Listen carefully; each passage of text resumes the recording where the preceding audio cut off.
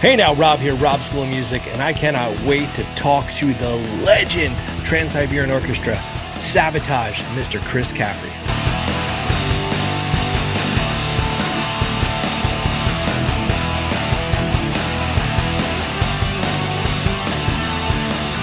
Great to see you. It's great to be here at the School of Music today. I'm excited to answer some of the stuff that I see that you talk about on this show. It's going to be a lot of fun. Awesome, dude. I can't wait to hear what your answers are going to be. So we're in Suffern, New York, brick and mortar school here.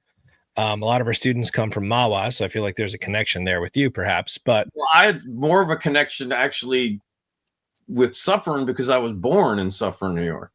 Ah, Good Sam. Me too. Yeah, I was born at Good Sam, and actually, my mom had been having a little bit of she's getting to that age, so she wound up going to Good Sam for something. And it was funny because when I went in there, I told the people at the hospital, this is just recently, about a month and a half ago, I said, I've been in this hospital twice in my life, and both times it was because of my mom. It was pretty interesting. Yeah, I grew up in Mawa the first just about 15. It was 14. I was 14 and a half when I headed not too far away, only 30 miles away to Goshen. And that's actually where I wind up, where I am now. I'm speaking to you from the place where this room here is where me and my brother kind of made a TV room, and we would hang out and watch Star Trek and the Honeymooners. And then we had a couple rooms the other way that were rehearsal rooms and stuff like that. But I've turned this room into my studio. And I got a bar room and a really cool. Rob here, Rob School of Music. I'm going to take a quick minute of your time interrupting this video to let you know that my guitar course, I Can Play Guitar, is on sale currently at icanplayguitar.com. This is everything you would learn in your first year of guitar education with me in a convenient choose-your-own-adventure program. It's going to tell you all sorts of songs, the names of the strings, scales, customized backing tracks, all of your chords, bar chords, power chords, open chords, scales. Did I mention scales? Customized licks that I wrote just for you guys to learn that you can play over any type of music, and it is on sale right now. icanplayguitar.com. Going on out there, and I wrote a ton of music in this room. This room was where me and John Oliva came to this house in '92, and we wrote a lot of Dr. Butcher stuff here. But then I was writing a ton of music for my solo stuff. I would come home on the weekends because I was living in the city, but I would come up to do the lawn and just be upstate for the weekend. And I would use a little digital 8-track, and I had a V drum thing, and I just programmed in a beat, and I would just put I changed the beat. I'm like, let me write a song that's kind of fast. And I put a beat in, and I would just go and record over and over on that. And that's where a lot of my solo stuff was coming out of there. And then I did, since I'd been back up here, I did the last couple Spirits of Fire, the Spirits of Fire stuff here. And, the last couple of my solo records and all my singles and things. It's a great writing environment down here, and my dog likes it. The ghosts like it, so it's a good. I love that, dude. I mean, so there's lots of connectors right there. So my school is across from the Lafayette Theater, Main Street, Suffern, spitting distance from the hospital, so that connects there. I currently live in Harriman. I ride my bike on the Heritage Trail up to Goshen, where it ends. So I know everything you're talking about, man. Yeah. Let's go back. I'm on the Heritage Trail. That's a nice place. Sometimes I think they may regret not keeping passenger trains on some of those lines when they have traffic and things on the road, but it's definitely a nice thing to have when you go up and down that trail on your bicycle. Absolutely. I imagine we maybe cross paths. Who knows? Let's go to the beginning, dude. So the first question I like to ask, and it's, there's no wrong answer to it, but at what point in your life, what was it that you saw? Was it a record? Was it a show? Was it a song? And you're like, that's what I want to do with my life.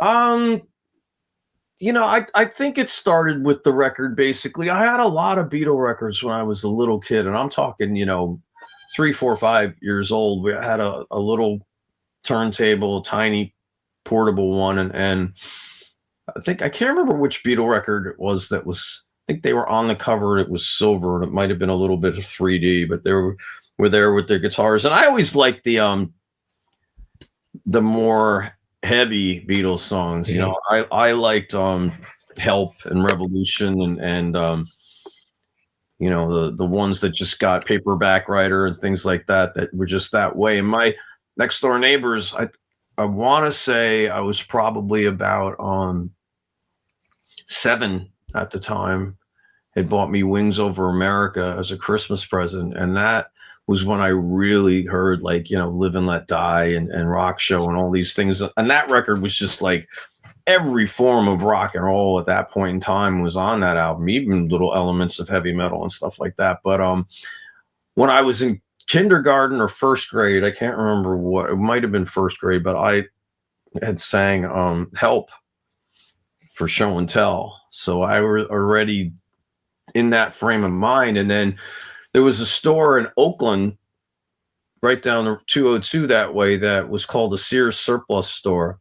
And it was kind of like, you know, the outlet of what Sears was not selling in the big stores or the cheaper items, or the, you know, my family didn't have a whole lot of money. So there's a lot of sale things. Then I just know there was this little electronic section in the middle and there's guitars there. And I used to stare at them. I was always infatuated with the electric guitar. I thought it was cool. Like I said, when I got that Wings Over America and I saw the double neck and the Les Paul and the lasers and stuff like that, it was just kind of, you know, I'm like, all right, that's what I think I want to do. And then I cut a lot of lawns, raked a lot of leaves. And when the first time I went to a record store with my own money, me and my brother bought Kiss Alive and the first Boston record in the same day. Nice. You know, imagine that, like that's what you picked up. And I just lost it when I heard Kiss. I was like, you know, that's the heaviness of that album was, I'm like, there it is, you know, and I just loved it. So yeah, the funny thing is I never had a plan B, which I probably should have, but you know, I didn't. And luckily I didn't wind up needing it. And I just did not plan on anything else. And I was a pretty smart kid. I mean, when I lived in Mahwah, I went to high school in 8th grade. When they literally, when they say you had the little bus, I lived too close to the school to get the bus, which is funny because it was just like 1/2 a block shorter than the distance that they let you take the bus, which was like 2 miles. Now they drive the kid to the end of the driveway. Yeah. So I used to walk to school in the rain and watch the buses go by. It was crazy back then, but you literally got suspended if you got on the bus without needing, you know, supposed to be on the bus. They cared that little back then. We were on our own, but yeah, it just was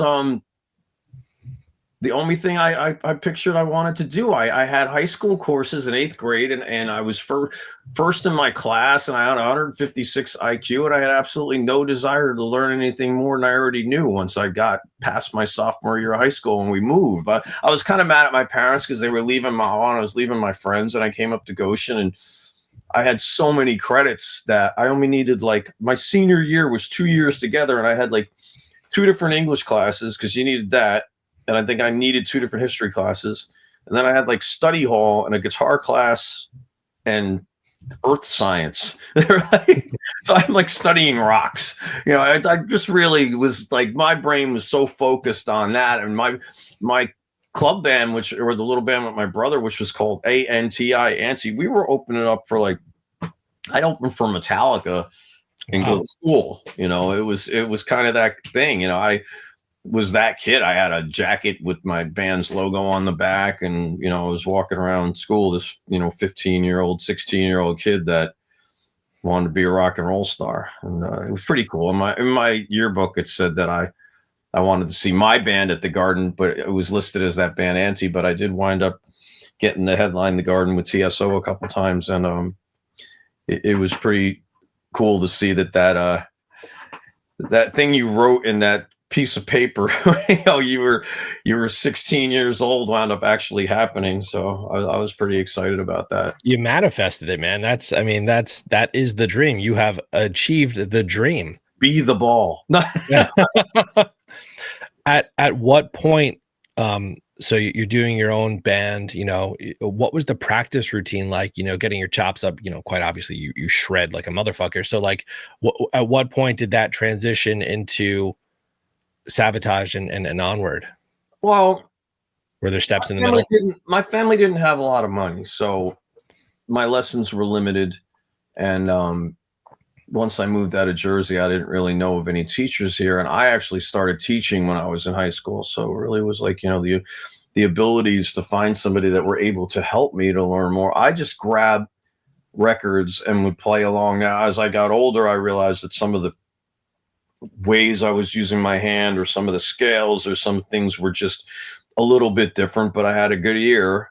Then I was able to get really close, and I had a really good natural way of playing heavy metal music. I was a great heavy metal rhythm player before I became, a great heavy metal lead player. I just was able to play and write that music. And I used to write songs that sounded like the old Metallica and Megadeth and stuff like that at that time. And my brother, who's the drummer in my band, he wanted to sound more like Whitesnake and this and that. So I would write these songs and he would say, that sounds like that Metal Massacre shit. Well, the Metal Massacre record had, Metallica with the singing on it, and Exodus, I think, might have been. I was just like, that's what, maybe I would have zeroed in onto that world and came out. But I just stayed where I was, and I wound up being in the right place at the right time, and I had enough looks and talent to get me into a pro gig when I was 17. Wow. It was pretty fortunate with that. My brother was 2 years older. The drinking age was 19, and it was being grandfathered in when they changed it to 21. And there was no picture license yet required for New York. So I had his license. I had his social security card, his credit card. We'd go, I'd go watching Van Malmsteen on a Thursday night, be able to walk in to the club because I had that, And so I was watching these bands, and my one friend who was actually the original guitar player at Overkill that I met from working at a heavy metal record store in Nanuet. That tape, Phil? Yep.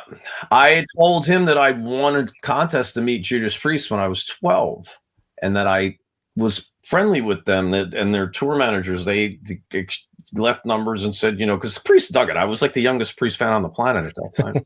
Then I told KK Downing, and he said, what do you want to be when you get older? And I said, I want to be like you. And I said that when I was 12, right to KK Downing, right to his face. And they just they thought it was awesome. And they were getting me tickets and backstage passes. Like I won the contest at the Palladium, and I was able to take the bus or the train to the Palladium when it was Priest and Maiden playing on Port and Ventry. So I saw 2 of the 3 shows there. Then I was in that Tapeville place. And I met that guy who told me he was the guitar player in Overkill, and mentioned to him that I knew Judas Priest. Of course, he laughed at me, but he said, well, hey, I'll drive you guys. So he drove me and at that time, I was probably 13. My brother was 15. Him and his girlfriend drove us to Asbury Park and to Philly to see Priest and Maiden. And it was just one of these things where from there, we became really good friends. He was the one who called me to tell me that Randy Rhoads died. Was Rob from Overkill. Wow. Riff Thunder was his name. Then was Rob Pisaric. Now he's a music attorney. But he said, hey, there's a really cool club in New York City that has a Thursday night, kind of hangout night. Do you want to go? And I said, all right. So me and my brother drove to his house. He drove into the city. We did usually. I'd go up to the security people, show my brother's ID, get through. My brother would go in 15 minutes later with the picture ID. I didn't remember the name. I wasn't drinking, but I was in there. Right. And that's where I had met the singer from Heaven, and he was hanging out, and the guitar player, Mitch Perry, had just left the band.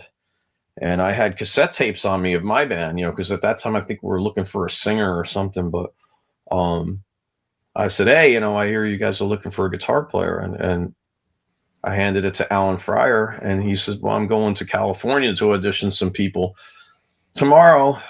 And he called me from California and said, anybody with this Australian accent, damn bloody, isn't anybody great out here? I think when you get back home, mate, you're going to be in the band. And I was like, I'm a fucking 17-year-old kid, you know? And Alan was great. I played with him. Paul was the producer and manager at the time, and we were recording some music, a song that I actually wrote here. And it's out. It's called Boys Night Out. It's actually online. I haven't recorded it after I was out of the band. Alan loved that tune, but things with Paul and him didn't really continue. Their record deal fell apart, and I just developed a really good relationship with Paul and with Lieber Krebs, the management company that he was working with at the time, which happened to be like the biggest rock and roll management ever. They had like Scorpions, AC/DC, Ted Nugent, Def Leppard. It was crazy. I would see walking in there every single day when I was, because he used to hang out in the management company. It was a whole different scene than it is now, And Paul said, well, I'm going to be producing this band Savatage, and I got some ideas about it. And I went in there and met the band when they were recording Hall of the Mountain King. And at that time, I actually did fly out and do a couple shows in California with Heaven.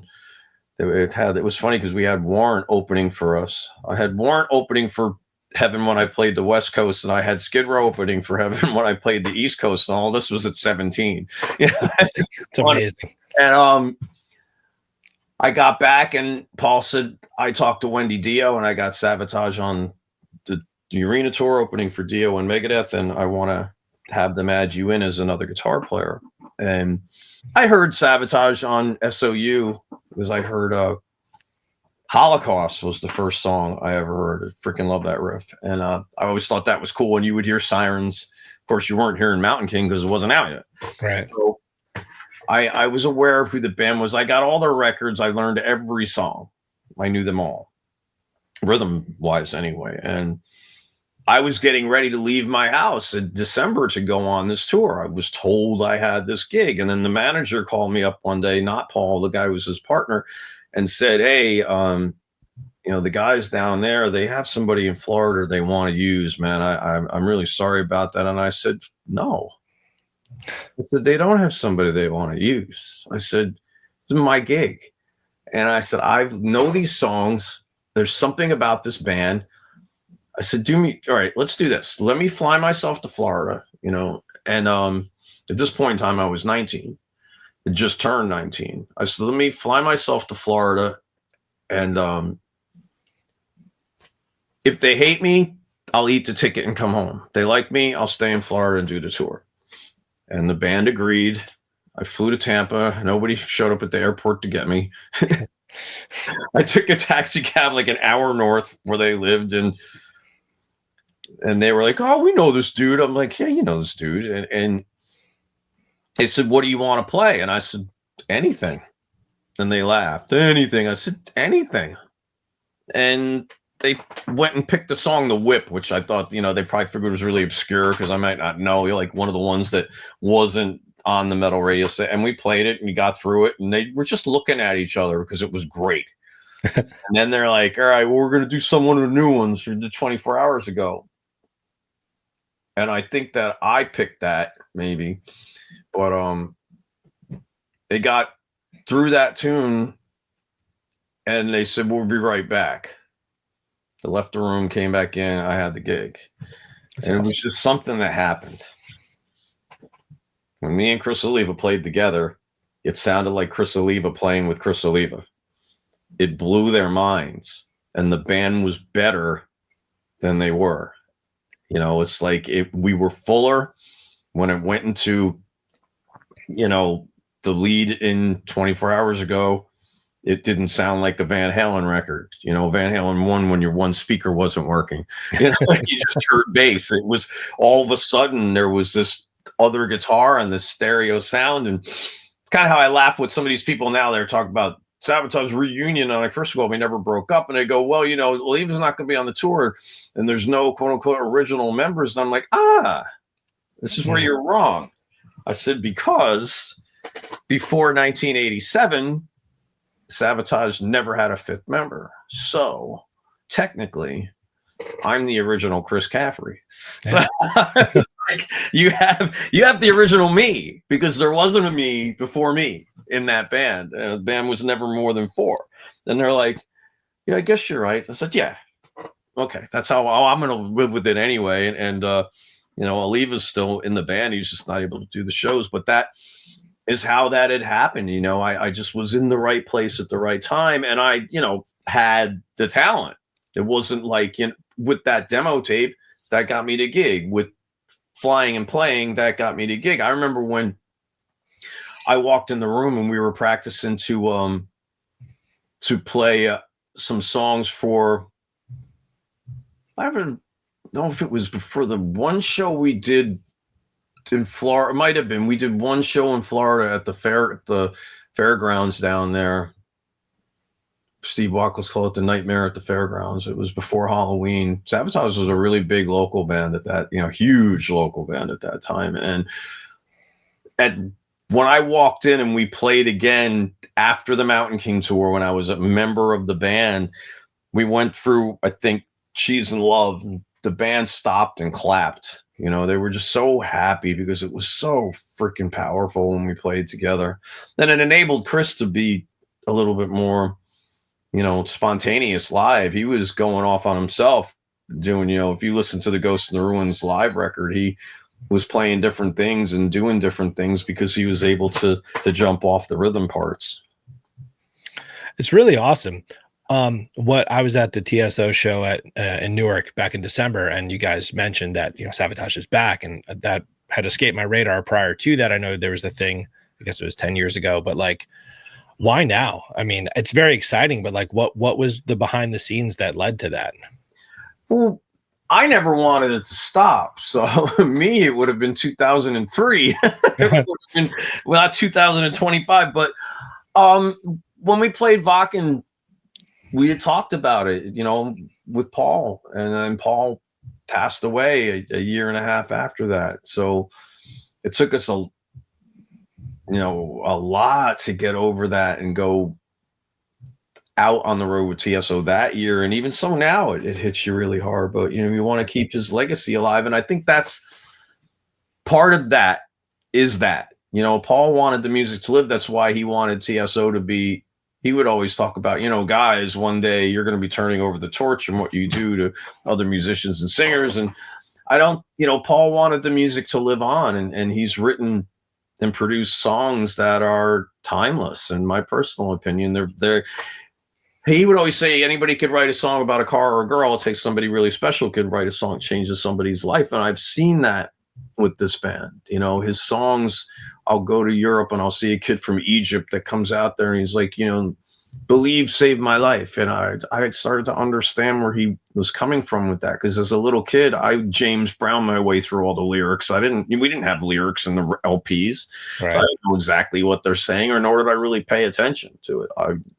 Not at all. And then when bands were writing records and they were using fictional characters and things like that that were not real, you know, but Paul's stuff, a lot of those songs could be you or people you know or people your friends know. And it just really connected in a different way with that. So we had COVID came then, so that extended to 2015 to 2000 thing. Then you had to get out of there. And then Aliva just did an interview with Rock Hard Magazine in Greece and mentioned that we were going to be doing a record and this and that. One last hurrah, he was kind of calling it then. But I think through that, a lot of bubbling started going through to management. I know I was getting a lot of messages. Are you guys going to be touring?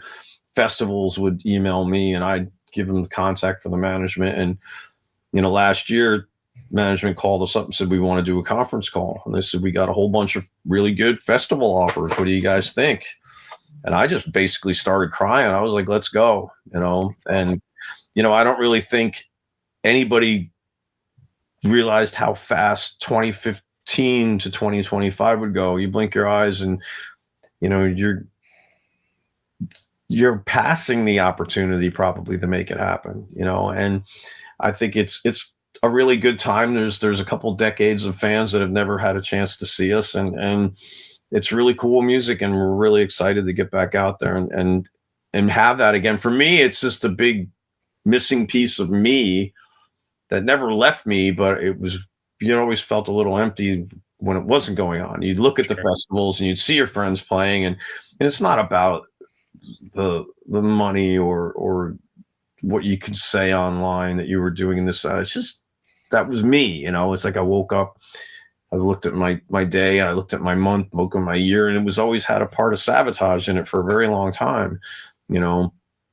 And it was just a lot of my heart and soul was in that music. We got to do a bunch of that stuff live with TSO, but there was just a different thing that happens when you're in front of those metal crowds with a metal band. And I was able to experience it with people like Doro and Metal Church. And I never joined another band. You know, I just was waiting and hopefully that I would get to see that day. So, you know, I always told all the fans, and they asked, I said my crystal ball was dead, but the second it happens, I'll be there. And that's it.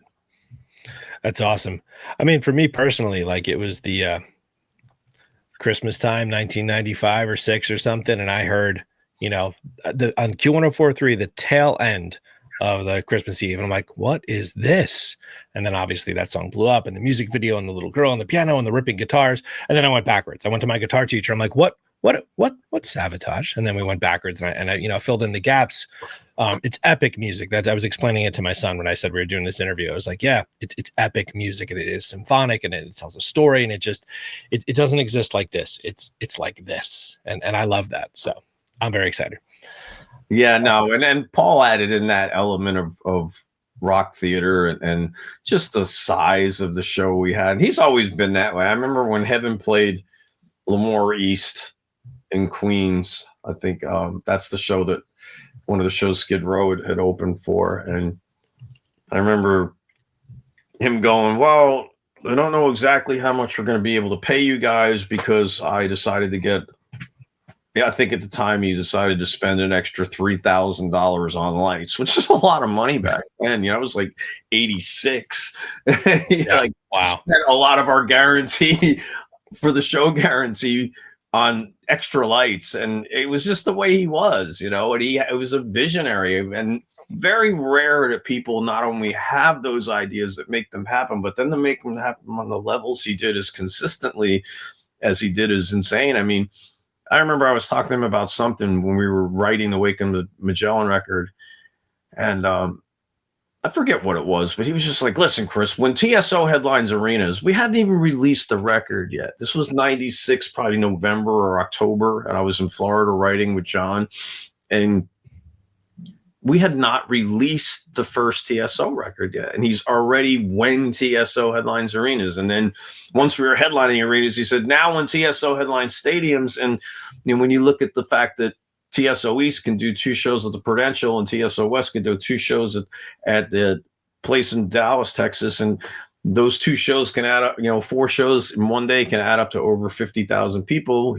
He's playing stadiums, you know. It's like it was just a magical kind of person that was able to make the craziest, what you would think would be the craziest things happen. And, you know, he had this way. I mean, Savatage and all the music we've done with TSO, it's not like it was ever written to be like somebody.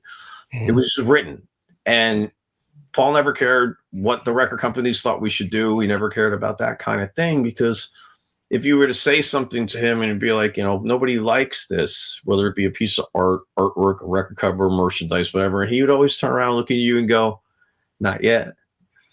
And it was just that kind of thing where he just had that belief and that, you know, laser focus that made everything happen. It's incredible music, man. This Christmas Day is my favorite Christmas song of all time. The solos at the end, like, it makes me emotional every year when I listen to it. I have a separate question connected to the epicness of all of it, tied into the TSO. You know, when you have like 8 to 10 weeks that band is out there, you're doing 2 shows a day. There's two entire productions out there. Tying it into what we do here, a lot of our students are on the beginning of their journey, and nerves and stage fright and things like that are a huge factor. when you're in a pressure cooker environment like that, where there's two shows happening and the stamina of it all, and like, what is your process in all of that, maybe in the beginning, and how has it changed over, the decades of that? Well, the funny thing is, I'm more comfortable on stage than I am in front of 10 people. If somebody had me play in a music store, I would be more nervous than I am at the Garden, so it's like I felt a comfort there. The only time I really would get nervous, especially when in-ears started to be used all the time, is when you had to do like a slow intro to a song and you were the only person being heard, because then all of a sudden every little tiny mistake to you sounds like, you just broke your favorite glass mirror or something. It's just like it hits you, and then if you start to shake at that point, you just, now you're waiting for this part to get done, and that kind of stage fright nerves get to you. But I mean, for the most part, I'm pretty comfortable up there. So you have different moments in the show that are different levels emotionally, musically. If you had to, I'm practicing and warming up a lot more now, getting ready for Savatage, because I'm going to need to be out of the gate like pretty brutal on everything. People are going to microscope every note I play, so I'm really preparing myself for that. Not like I didn't with TSO, but you were able sometimes to pad yourself on some of the power chord ballads and some of the more rhythmic patterns that would happen instrumentally. There are less elements for you to be heard individually. So it's just it's one of these things. I always try to stay in shape. I watch my parents, my friends' parents, other people my age, how their muscles will age and they won't be able to do what they used to do. So I know what the schedule is like. I can't run around after the show and hang out for hours with everybody and be Mr. Backstage. It's like in between those matinee shows and evening shows, I'm resting. After the evening show, I'm resting. I get up in the morning. I used to walk around places where we were even on matinee days. Now if it's somewhere really special that I want to do something, I maybe do that. But I pad up on my rest and save the energy for the stage. And I don't really have that much nervousness. I think since I talk to the audience every year, I try to say at least something a little bit different that's kind of funny, and I like to have a line that kind of lives through the tour. So if anything, the month before we do the first show, I'm nervous about that. What's going to be that line that I'm going to say that carries through my narration parts of the show, which are the time when you're really microscope because you're the only thing there. It's not, but that's about it. I mean, it's just a lot of fun, and with the production and everything that you get to be a part of up there, it's I tell everybody, the greatest playground on the planet. I mean, it looks like you guys are having a ton of fun running into the crowd, and then the risers are going up, and like the showmanship never seems to suffer. So it shows that the time and effort put into it. It's funny which parts stick with people. So we were at that show back in December. My son is 13 and he had not seen that band before. So he didn't know what to expect, and he didn't realize it was going to be a whole album and then the hits. And he was most surprised by your narration between the parts and the talking, and you're pointing at people and hi Dave and everyone doing that stuff. And that's what stuck in his mind as the most fun part of the show was the energy you brought as you were speaking to the crowd.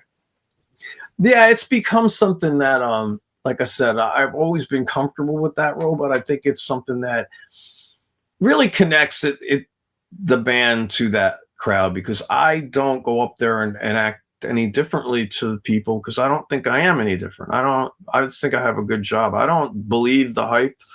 I'm not any different than any person that's in that audience, other than what I'm doing at that particular time. And that's, I think, the kind of thing that comes across on it, and Paul, at a very early time in the going with this, had told me that he wanted me to go, to a real safe zone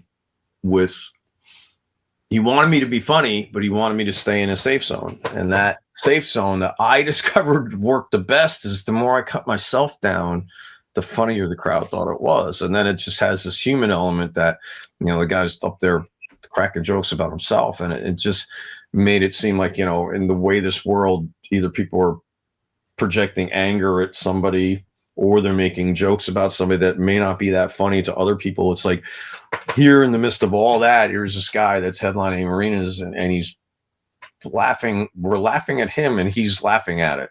And I think it gives a really positive channel of my energy and the band's energy and the message of TSO and the positiveness, you know, because it's like when Paul talks about a single act of kindness that people could do, that, you know, for me, that's like a single act of what I'm doing at that particular time that's drawing people out of, you know, not everybody is angry, not everybody is that one-sided. And I was taught by Paul how to do that, to just speak to these people and, you know, get them all to laugh. And I figured out that my best formula to do that was to make fun of myself. I'm self-deprecating as well. And I'm perfect for that too, because there's a lot of, you know, I have a lot of unperfect errors that happen all the time, so I could just run my regular life and it's funny. So I get it, dude. I totally do. Let's talk some gear for a moment. At the end, I'm going to do sort of a rapid fire gear thing, but just real quick, you know, over the course of that particular show, and I imagine every show, you're cycling through many guitars and different tones and things. If you had to be trapped on a desert island and you could have one guitar, one amp, and one pedal, what would you live the rest of your days with? Like when I first thought about that, I was like, well, wait a second, are we going to have power? You know? So, yes, you have power. Yes, yes. You do have power, and batteries, and yeah. Yeah. So, I mean, I think if I could have the perfect thing for a desert island, I'd want to have a Marshall 900 and a nice 412, even though, you know, there's two scenarios for this. If I could have one in my grass hut out on the porch, I'd have that, you know, and I would be running it out, you know, through my 1101, which is what I use on stage with TSO. And I would go through the return of the Marshall and use it for volume.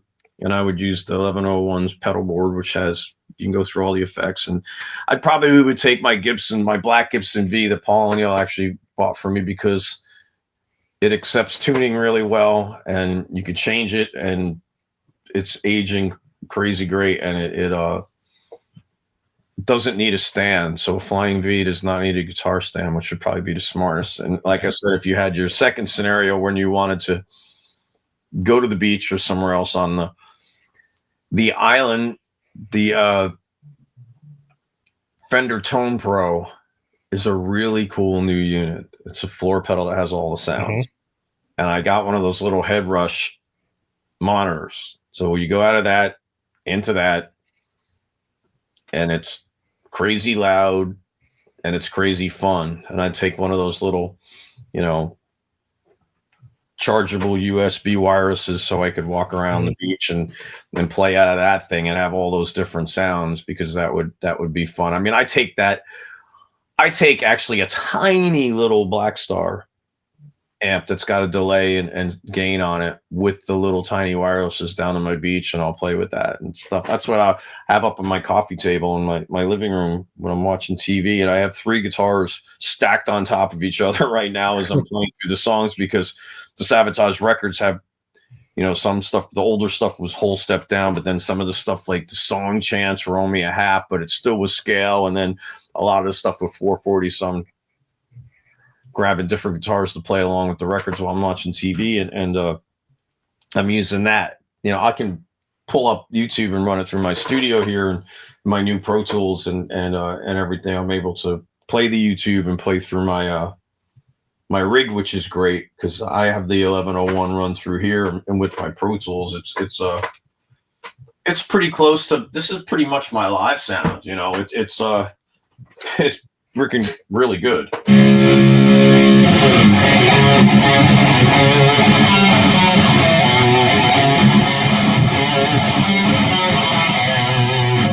It's a great sound. That is a great sound.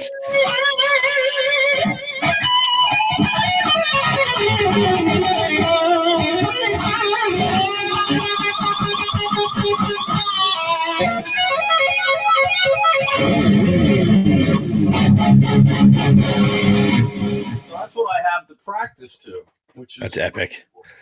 You know. And that's this guitar I'm actually going to bring on the road this time. It's this White Rose I haven't used, I think, since I was out on my Faces tour, but this is a really good one. And that one I'm going to bring, and I have my Kelly I'm going to bring, and try and decide, because South America I'm not able to bring a ton of guitars for the shipping reasons, but I'm working it out right now. Probably, one more of my Rhodes. I have a Sunburst Rhodes that I was using on the Poets tour that I really like a lot. That's probably going to go, and then from there I'm kind of battling out what's going to be the last ones to go. And actually speaking to Dean Zielinski, and if in a perfect world he might have something built for me before we leave too. So out of his very cool whiskey guitars, I was like trying to discuss to him about getting maybe a gargoyle done with his laser cutter. So I'm working on some ideas with him. Time is running short, but Dean can work fast. He's the man. He's the master. That's very cool.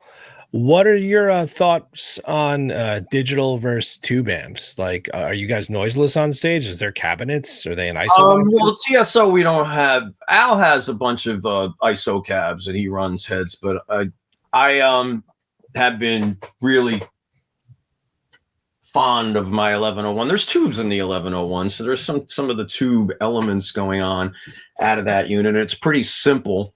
It's not really got 9 million different versions of anything in it. I keep using the oldest one they have. I mean, I have right here, I have a Kemper. I do have the Tone Pro. I've got in this rack here, I've got old pods and other things down there. I forget what the one is. Oh, there's a Rocktron thing down. A bunch of different things that I've tried, and I just have always gone back to this. My thing is I'm so challenged hearing wise as time has gone on, that it's better for me to have a digital sound, because this way, if it sounds different to me the next day, it's me.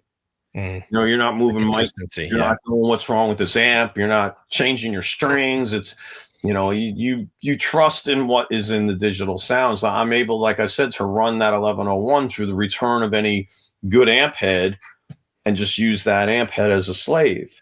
So when I'm playing live, I'm able to get that amp behind me, and that helps a lot too. Even if you're using the in-ears when you're doing the metal stuff, you're able to have the speakers and the resonance if you get out of a floor wedge to get some of those feedbacks that you may be too far away from the PA to get the guitar to take over. But I'm all right with it. I love amps, and I could go either way if it was really a good option. But when you travel to a lot of these places, you get to a lot of these heads, it's like you don't know how many people used it the last week, especially in the summertime, and it could blow up on you right in the middle of the show. So I just kind of do the safe way with that, like I said, for a couple reasons, because of my ears and because of that kind of factor. I mean, I always use a 9-volt pedal board on top of every distortion pedal, because that little bit of that analog world makes a difference. You hear the difference. It gets into the rig and you notice that difference. It happens in there. And which pedal is that? It also helps when you go to different power sources, whether it's 220 or 110, regardless, a lot of these stages will have different power generators, and it may not be the truest 220 or the converters they have might not be giving you the most amount of 110. So you get a lot less gain sometimes. And having that extra little pedal, you can sit there and adjust your gain to marry what's going on. Some of the countries we're in, we were being given wirelesses we had to use for the guitars, and a lot of those packs could not have the gain up, it's less power out of that than you would have had out of your own wireless pack. So just to be safe, I always have one that I'm able to get to, and I start playing, and I can hear and feel how much gain I have coming out of my rig, and that's a very helpful thing to do. But so I'm kind of like a weird mixture of everything. But I mean, I like a lot of the new wireless units. I don't notice any loss from the cables with that at all. So it's better to get the cable out of the way with me, because I'll either trip on it or I'll wrap it up like spaghetti. So it's just it's not good. I can't fold laundry and I can't wind cables. That's okay. You are to be forgiven. Yeah. The wireless technology in the last like 5 to 10 years has just leapfrogged to the point where it's the loss is so. Yeah, they've made it fun too with these little units that plug straight into the amp. Yeah. You know, the size of your freaking 3 of your fingers, and the same thing goes on your guitar. Then you don't need to do the cables everywhere. And most circumstances, those things are fine on any stage that's you know, I used that with when I did Doro shows last year, and I never had a signal thing anywhere, and not a problem at all with these little ones that I was using. And I like the fact that they're USB chargeable, and they have this little one had the charging case, so you just put it in there and plug it in, and even at rehearsals, you're not stumbling over. The cable's getting in the way. Right now here, I have a short cable going on to that, but when I'm upstairs in my living room, I use the little wireless, and I just move it from guitar to guitar, and it's smart enough to realize when I'm not using it, and it shuts itself off and everything like that. Smarter than me. Totally. All right, I think it's time for our rapid fire this or that portion of the show. So the way it works is I'm going to say one thing or another thing. The answer is usually yes, but that's no fun.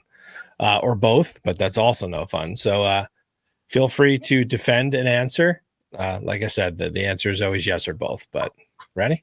Yeah. All right, humbucker or single coil?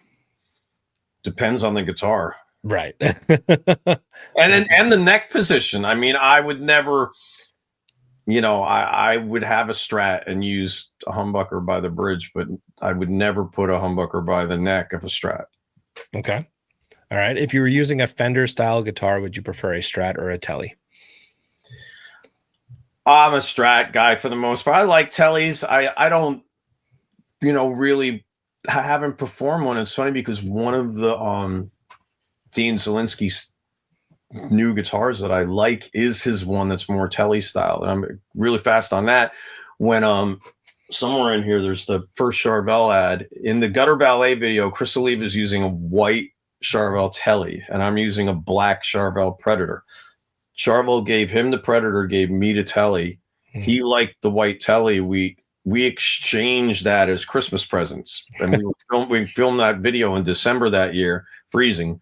And you know, if I was to be getting Dean to put a gargoyle onto a guitar, I was doing that because of the fact that I gave Chris that Tele and he used it in the Gutter video, and I didn't want to imitate his gargoyle guitar. I wanted to make a gargoyle guitar, and having the Tele style that Zielinski has, and actually he does have, it's like a humbucker single in the middle kind of setup with that, so you could still have the, you know, the neck that has the double coil in it. For that one, I think will be pretty cool. So very cool.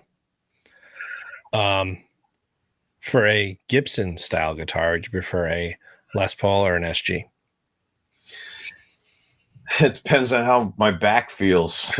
I have an SG that's so light, and I take it everywhere because it's so light. And it's like this guitar. I mean, my Les Paul customs are freaking anchors. I love them. The tone is great. I love those guitars, but there are a couple of mine. My Ace Frehley, my white one, my old cream Randy Rhoads like one. They're all so heavy. I mean, have like my black Les Paul's freaking heavy. So weight wise, I would have to say the SG. Okay. If you had a preference, would you prefer a guitar with a tremolo of some sort, or a stop tailpiece? Well, if there was a tremolo, I block them. So I don't want the ability for the temperature to make that move. So I like having a tremolo. I think it's fun. My desert island guitar didn't have one. You know, it's like I don't want to have to, especially if it's a Floyd, I don't want to have to sit there and use that little thingy to change a string. I'd rather just freaking put a regular string on. So that's so funny. Students will come in here like once a month and they get their metal guitar with the Floyd on it. I'm like, we're gonna have to take a month to teach you how to restring that thing because it is work. Well, the funny thing about that is my original guitars were all non-tremolo, and I think if I had one on it, it was a Kaler. I had some DC Riches that I don't think had a Floyd. And when Savatage did the Mountain King tour, they were playing with Megadeth, and I became pretty good friends with Megadeth. And at that point in time, their guitar tech had gotten fired, and Dave came up to me and he's like, "Hey man, do you know how to do Floyd Roses?" And I'm like, "I'm not great at it." And because they were going to have me go and stay on the road with them to do the guitar teching for Jeff Young at that time. And if you didn't know, when Chuck Bueller was the guitar player, the drummer of Megadeth, his drum tech on the So Far So Good So What tour was Nick Menza. So it wasn't exactly a bad place to be, being a tech in Megadeth, if Mustaine wound up liking it. But yeah, I didn't feel I was confident enough in my abilities to do that. Plus it was Mustaine, so I didn't want to piss him off. But. Yeah. Yeah. Okay. Guitar picks: thin, medium, or a thick gauged pick? Well, I mean, acoustics, I like thinner ones. Savatage, old school, I use picks with a point. I use metal ones, really thick metal ones. Wow. There's one in my cup here, in the magic cup. Yeah, there's one here. I think there is. Yeah, this is the and this is it's a decently thick metal pick, and it's got an ability to go fast. That's different. That tip is really good. And then you'll hear a lot of the sounds that happen with some of those songs that are definitely brighter, and they jump out better with that. There's some decent plastic ones that are pointed. I mean, with TSO live, I'm usually on a thicker Dunlop pick that will have a point. Most of them I try to make sure the picks have some form of a point on them, and if not, I'll grind that out of a piece of carpet. I was getting my my tech the last few times to take a box cutter and do like a crisscross on each side of it, because I sweat a lot on stage, and they slide out of your hands. So that I'd like too. So I actually have there's a company in, I believe it was, I want to say Denmark, but it might not be. It might have actually been like the Ukraine or Croatia or something. I saw this guy's picks. My guitar tech Hoogie, he does who's he out with now? But he was out with Five Finger and a bunch of. He's great, and he does A&R stuff for Red. To this company, because we were looking for metal picks, and he showed me this company overseas that was making them, and this guy sent me some. They should be here any day, and they actually have the S from the Savatage logo cut into it, so that hole was going to be there to hold. And that's awesome. Went and I showed him a picture, and he cut one that's pretty much identical to the ones I have. So I'm really excited to get that. But yeah, I mean, for acoustics, I sometimes will, take kind of like, these are any ones that you could flip, just like mediums. I think are great for that. Thins are sometimes maybe a little too thin, and you tend to snap them, especially if you play them too long. I know Hoogie. We were staying at the same hotel for NAMM this year, and I would chat as we're getting coffee, and then I talked to him at the Rev booth for a while. Yeah, Hoogie is you never have to worry about getting yourself on the internet if Hoogie is your tech. He's he's Mr. Social, so he's great. He's awesome. I always tell people sometimes I think he's too good. I don't. But he's great. Yeah, he's always been very nice to me. All right, we're gonna shift here to effects. Okay, so if you had to choose, and this one it's both, but if you had to pick delay or reverb, delay. Okay. Phaser or chorus?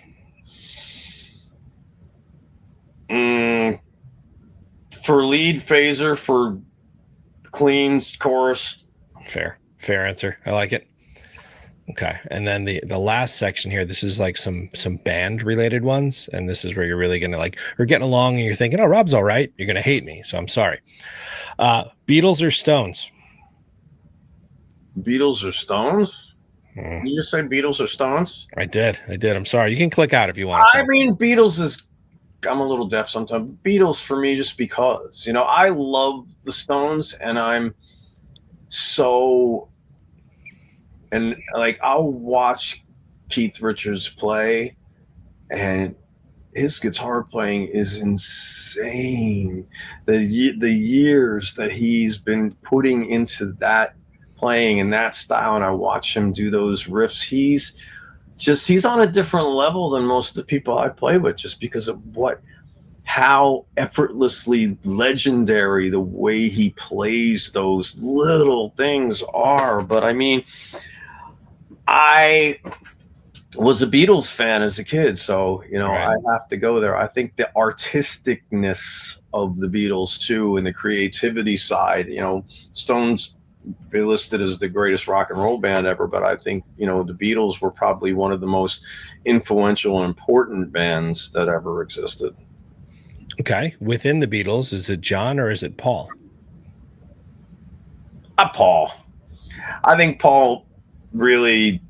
I love John Lennon. I think he was very funny. They all had that great sense of humor, and John definitely was very vocal on how he was as a person and this and that. But I just think Paul, since it's hard because you haven't had a chance to get the extra decades out of John Lennon that you got out of Paul, but it's just how much life is not life without music. So Paul McCartney is insane. What he's doing at his age and the amount of music he left. You got to think about it this way.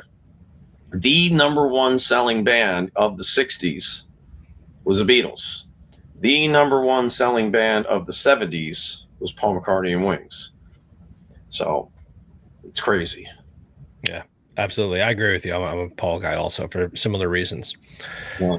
All right, brother. My last question for you is the industry is ever changing, and it's certainly different now than it was 10 years ago and 20 years ago and 30 years ago. What advice would you give, being that you've had a pretty amazing trajectory of your career, but what advice would you give someone who's starting brand new today, and or what advice would you give yourself if you were starting brand new today?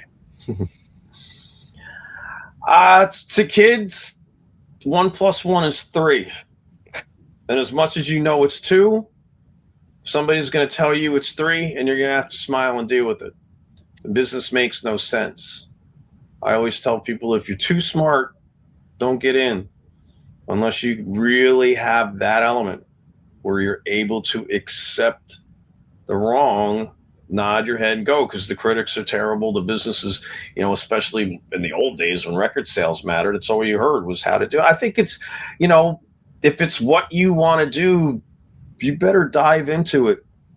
Don't half-ass it and then say, oh, I wanted to be, because it's like, unless you gave it your all, you never really knew if that could have happened. And, being in the right place at the right time had a lot to do with where I am. So as much as you like being home on your computer and this and that is helpful, but